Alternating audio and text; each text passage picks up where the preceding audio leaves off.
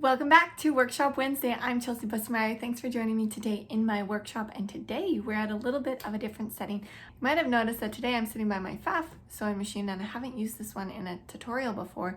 It is my first industrial sewing machine that I have, and I still have it kicking around as I do have a very soft spot for it. Today I'm actually using it because it's already threaded in black. But my question for you is, have you ever sewn in a zipper and it looked more like a wet noodle than anything else? This zipper here, you can see, is very bumpy. It's not sitting well at all, and I bought this top. The zipper is on the back, and it was a little bit bumpy when I bought it, but then after I washed it, it got even worse. And so I just never wear this piece because the zipper looks so bad. So today I wanted to kind of cover with you how you can fix this issue, and I did touch on it in my zipper tips episode, but we're going to dive in entirely into how to fix a really puckery zipper.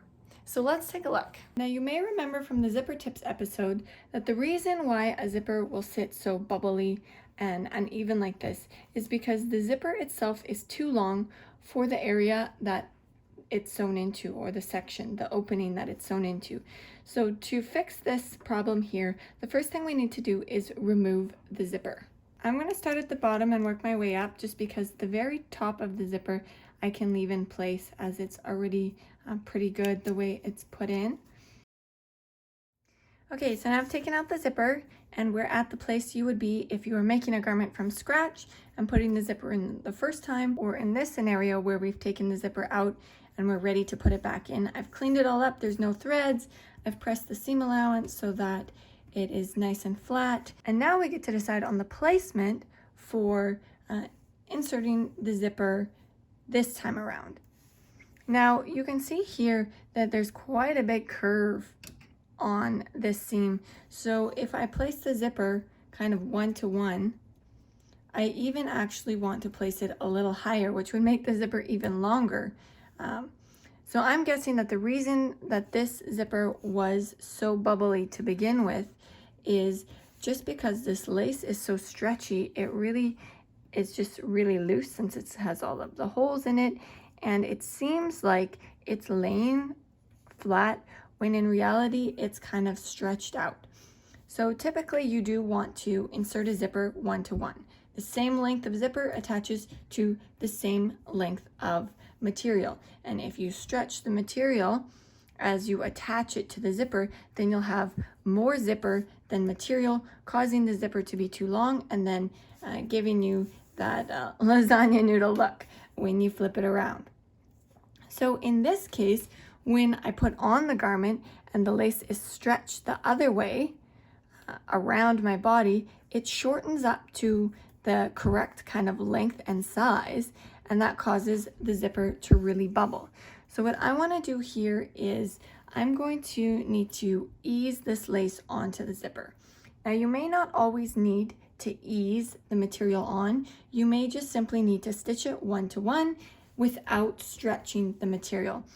But in this case, with the lace, or possibly if you're making a bias cut garment, it stretches very easily, and when you put it on, the garment stretches out to the side, then it will shorten up in the length and will cause that bubbling to happen on the zipper, or even a knit garment. Sometimes when knit is stretched to the side, it will shorten in length because it needs to get that fullness from somewhere.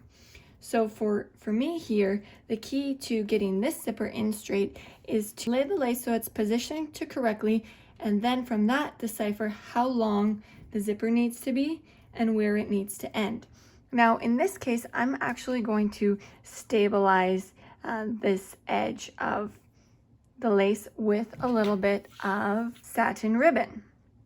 Now I love using satin ribbon for seam stabilizer because it doesn't have any stretch to it. So if you need a seam to be nice and strong and not to stretch, then it's a great option for that. The other thing I love about satin ribbon is it's usually polyester, so it's pretty easygoing as far as care. So it can match up to a lot of different fabrics, and it comes in a ton of different colors.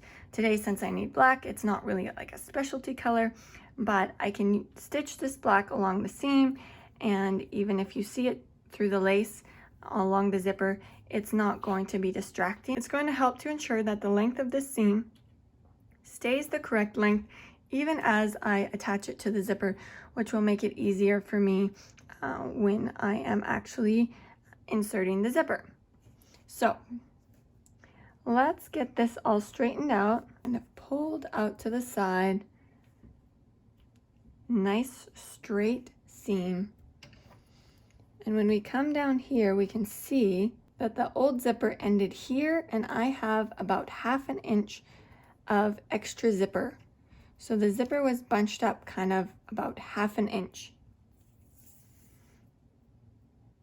So this is the length that I need that lace to be, where it attaches to the zipper. So I'm just gonna cut myself a piece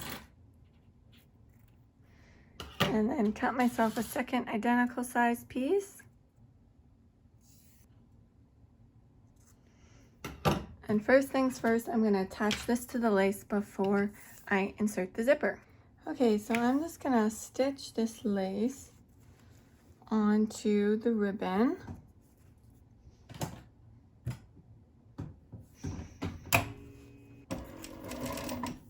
I'm just gonna make sure that I have the lace kind of evenly spaced as I attach it or ease it onto the ribbon. If I'm easing something together, I often find it easier to have the longer piece on the bottom and the shorter piece on top, and then when I have it, the shorter piece stretched smooth, then I can just pull that longer piece kind of in so that it's held together. The shorter edge here is holding it tight, and then I can just ease them together in a nice even manner. I'm just placing the ribbon right next to where I'm going to fold the lace when I attach it to the zipper.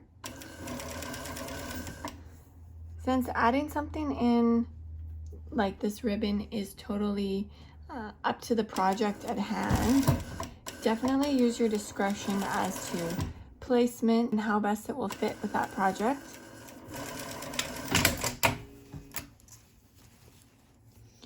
Okay, now I have that lace attached and my seam, and that just holds the edge really nice and firmly in place. Picked up a couple threads here so that I don't accidentally stretch it out when I'm attaching it. I'm just going to go over and attach it to the other side now. The other thing I love about using a piece of ribbon or a seam stabilizer to stabilize the seam is you can cut them both the same length so that you know for sure once you've attached it to the garment on both sides to just support it and remove the stretch, that you'll have the same length on either side of the zipper, the same amount of fabric to attach then to the zipper. I really love using a ribbon, as I mentioned before.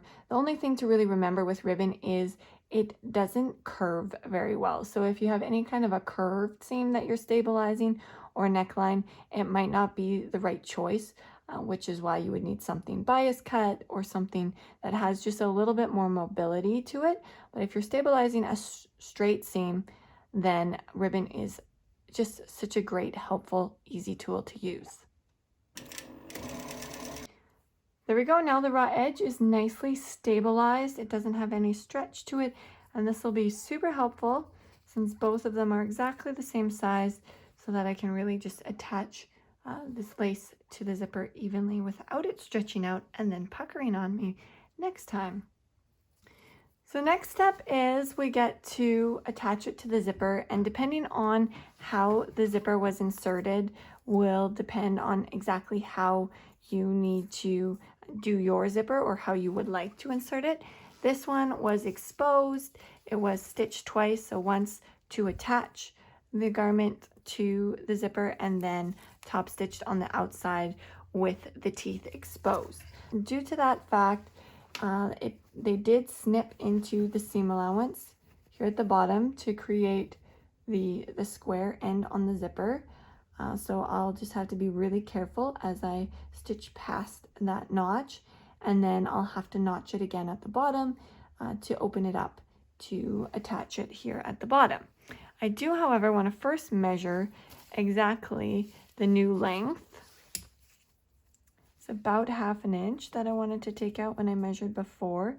But now that I have the lace attached nicely to the ribbon, I can quickly check here the exact amount that I need to bring that zipper end down. So now I'm just going to do the first row of stitching, reattaching the lace to the zipper underneath. So here we are. I flipped it around after I attached the fabric to the zipper underneath, and now I just need to top stitch it. Depending on the type of zipper that you're installing, the steps for installing the zipper will be different. However, ensuring that the length of the zipper matches up with the length of the fabric when it is installed is a key factor to a well-installed zipper and a zipper that lays flat and smooth. So I'm gonna just top stitch this zipper really quick and then give it a little pressing, and we'll see how it looks on. There we go, all nice and smooth. It's a little dark. I hope you can kind of see and tell that the zipper is laying nice and flat. And this, once again, wasn't a tutorial on how to sew in this type of zipper, as the method, whether it's a single flap, a double flap zipper, an exposed zipper, doesn't really matter if it's going to be laying funny and laying all bubbly. I do hope you enjoyed today's episode, as we got to fine-tune our zipper installation in all types of zipper, and I do hope you'll join me again next week on Workshop Wednesday. And remember, if you're not part of the Facebook group, definitely click the link in the description box and sign up for that as well. I'd love to see you in the group. As always, if you have any specific topics you would love to get covered in an episode of Workshop Wednesday, post them below or send me an email. I'd love to hear from you. Till next time, take care.